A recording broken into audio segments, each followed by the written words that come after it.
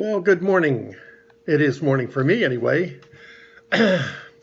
As we pick up our story, as you remember as we ended yesterday, that Diggory had just taken a ring, and he had thought then, as he always thought afterwards too, that he could not decently have done anything else.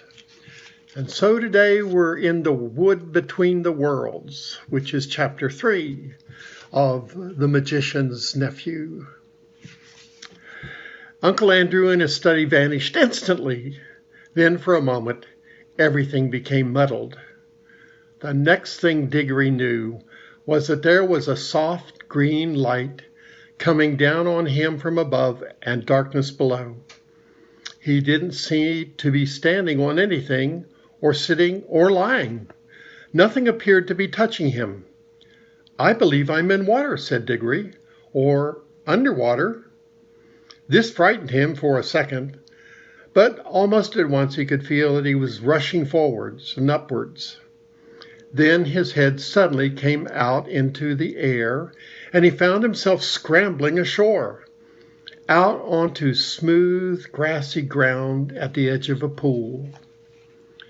As he rose to his feet, he noticed that he was neither dripping nor panting for breath, as anyone would expect after being underwater.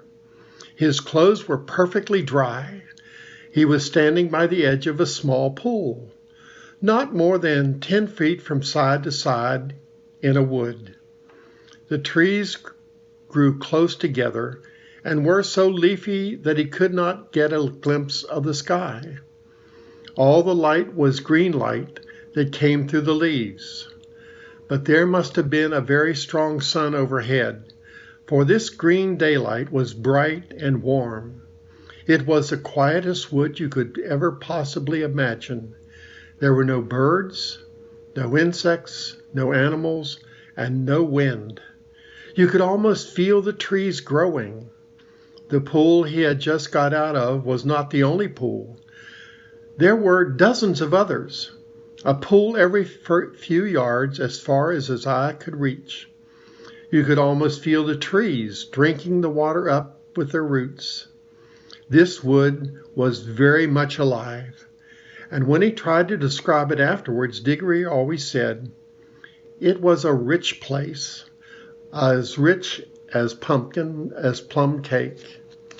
The strangest thing was that, almost before he had looked about him, Diggory had half forgotten how he had come there.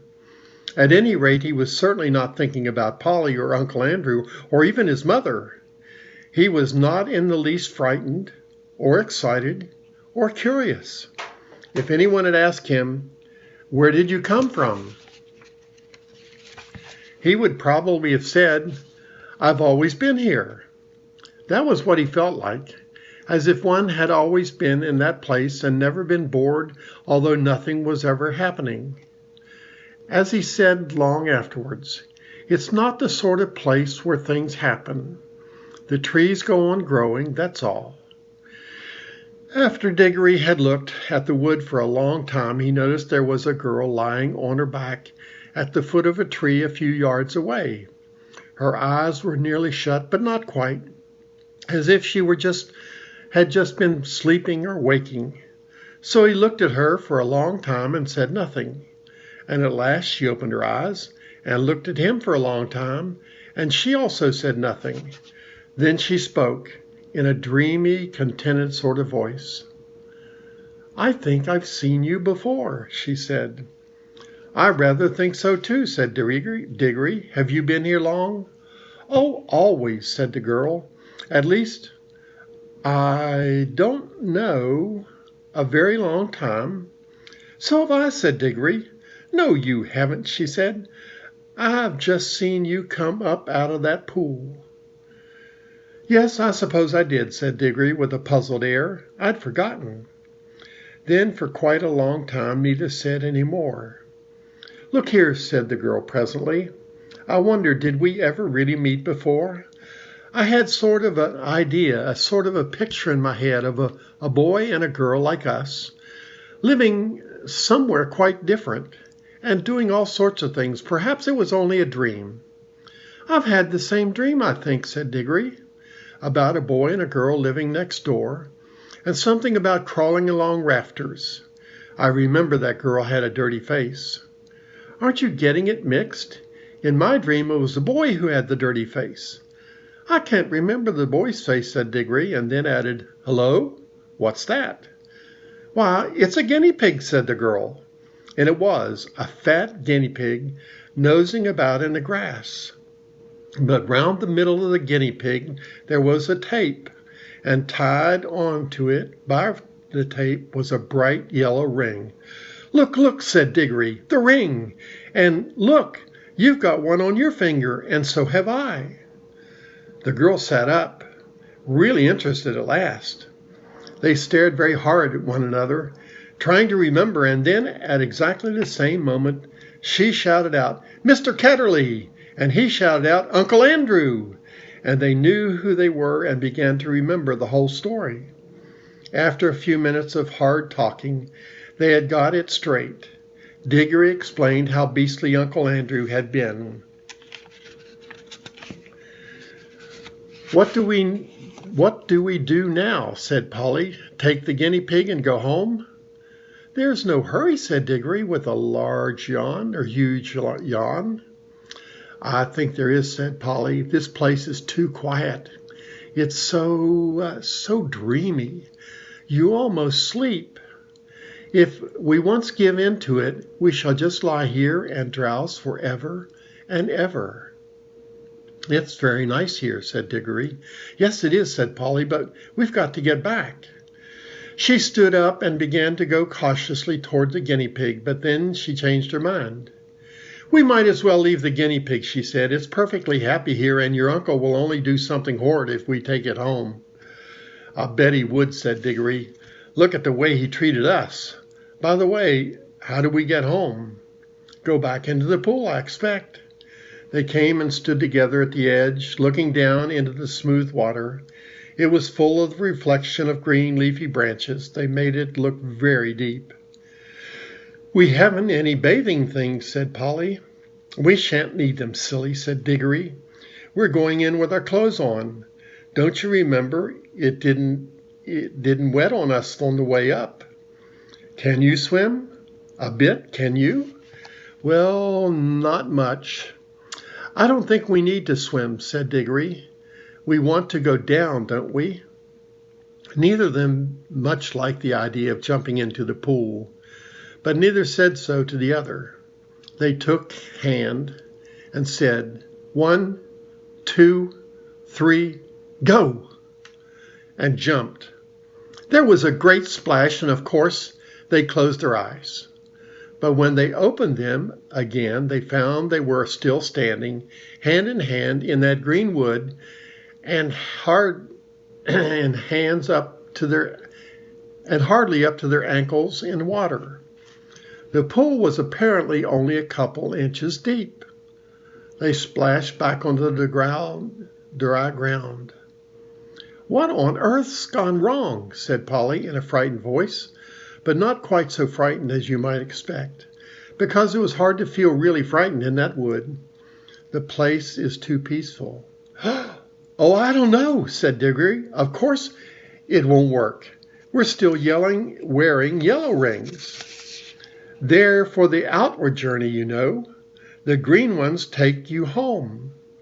We must change rings. Have you got pockets? Good. Put your yellow ring in your left, and I've got 2 green rings. Here's one for you. They put on their green rings and came back to the pool. But before they tried another jump, Diggory gave a long, oh. What's the matter? Said Polly. I've just had a really wonderful idea, said Diggory. What are all the other pools? How do you mean? Why, if we can get back to our own world by jumping into this pool, mightn't we get back and get somewhere else by jumping into one of the others? Supposing there was a world at the bottom of every pool. But I thought we were already in your Uncle Andrew's other world or other place or whatever he called it. Didn't you say? Oh, bother, Uncle Andrew said, interrupted Diggory. I don't believe he knows anything about it. He never had the pluck to come here himself. He only talked of one other world. But suppose there were dozens. You mean this wood might be only one of them? No, I don't believe this wood is a world at all. I think it's just sort of an in-between place. Polly looked puzzled. Don't you see, said Diggory. No. Do listen. Think think of our tunnel under the slates at home. It isn't a room in any of the houses. In a way, it isn't really part of any of the houses. But once you're in the tunnel, you can go along it and come out into any of the other houses in the row.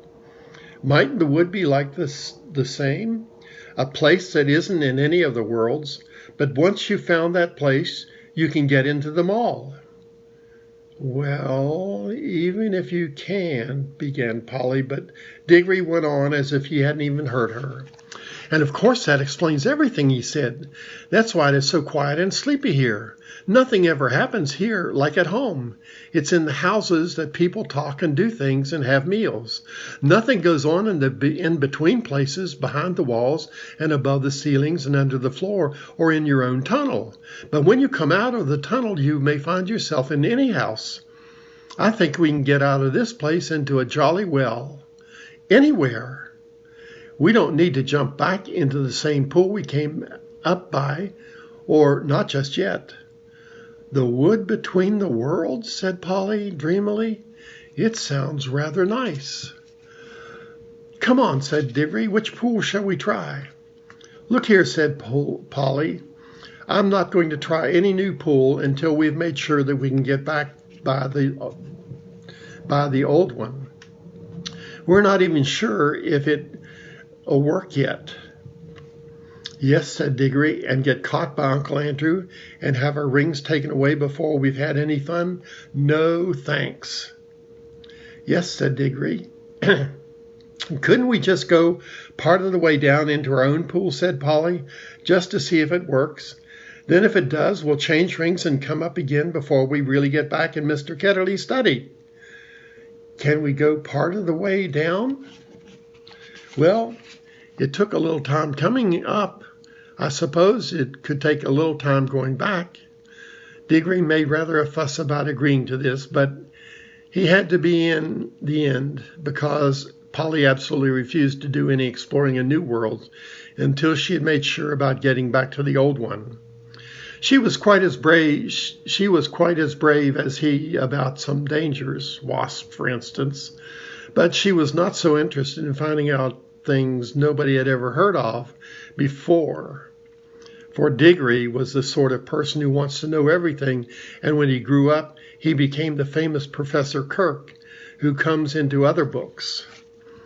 After a good deal of arguing, they agreed to put on their green rings. Green for safety, said Diggory, so you can't help remembering which is which, and hold hands and jump. But as soon as they seemed to be getting back to Uncle Andrew's study, or even to their own world, Polly is to shout, "Change!" and they would slip off their greens and put on their yellows. Diggory wanted to be the one who shouted "Change," but Polly wouldn't agree. They put on the green rings, took hands, and counted once more. 1, 2, 3, go! This time it worked. It is very hard to tell you what it felt like, for everything happened so quickly. At first there were bright lights moving about in a black sky. Diggory always thinks that they were stars and even swears that he saw Jupiter quite close enough to see its moons. But also at once there were rows and rows of roofs and chimney pots about them, and they could see St. Paul's and knew they were looking at London. But you could see through the walls of all the houses. Then they could see Uncle Andrew, very vague and shadowy, but getting clearer and more solid-looking all the time, just as if they were coming into focus. But before he became quite real, Polly shouted, "Change!" And they did change, and the old world faded away like a dream, and the green light above grew stronger and stronger, till their heads came out of the pool and they scrambled ashore. And there was the wood all about them, as green and bright as still as ever. The whole thing had taken less than a minute. "There," said Diggory, "that's all right. Now for the adventure. Any pool will do. Come on, let's try that one." "Stop," said Polly. "Aren't we going to mark this pool?" They stared at each other and turned quite white as they realized the dreadful thing that Diggory had just been going to do. For there were any number of pools in the wood, and the pools were all alike, and the trees were all alike. So that if they had at once left behind the pool that led to their own world without making some sort of landmark, the chances would have been 100 to 1 against their ever finding it again. Diggory's hand was shaking as he opened his penknife and cut a long strip of turf on the bank of the pool.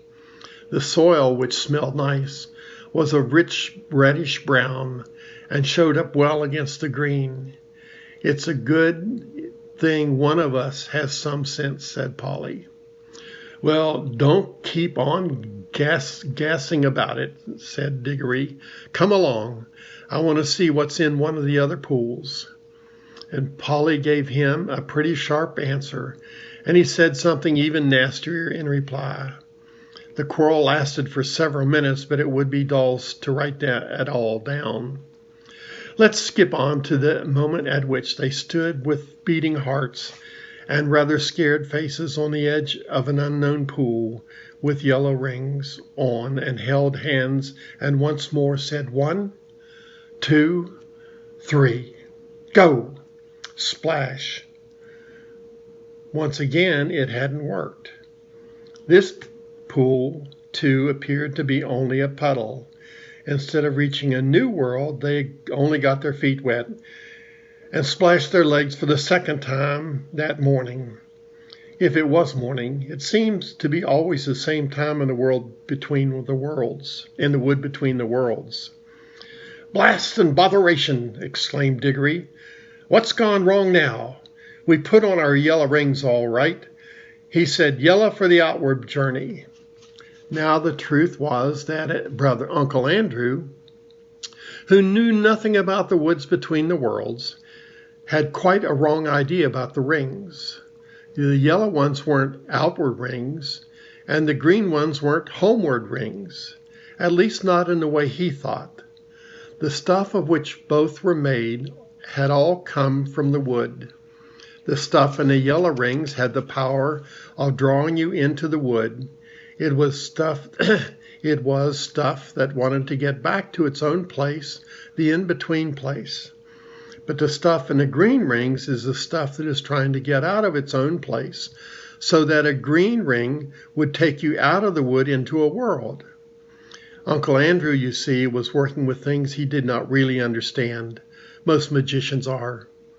Of course, Diggory did not realize the truth quite clearly either, or not until later. But when they had talked it over, they decided to try their green rings on the new pool just to see what happened. "I'm game if you are," said Polly, but she really said this because in her heart of hearts she now felt sure that neither kind of ring was going to work at all in the new pool, and so there was nothing worse to be afraid than of another splash. I am not quite sure that Diggory had not the same feeling. At any rate, when they had both put on their greens and come back to the edge of the water and taken hands again, they were certainly a good deal more cheerful and less solemn than they had been the first time. 1, 2, 3, go! said Diggory, and they jumped. And that's the end of the chapter for today. So you'll have to come back tomorrow to find out what happened when they jumped. I love you all. Have a great day. God bless. Bye-bye.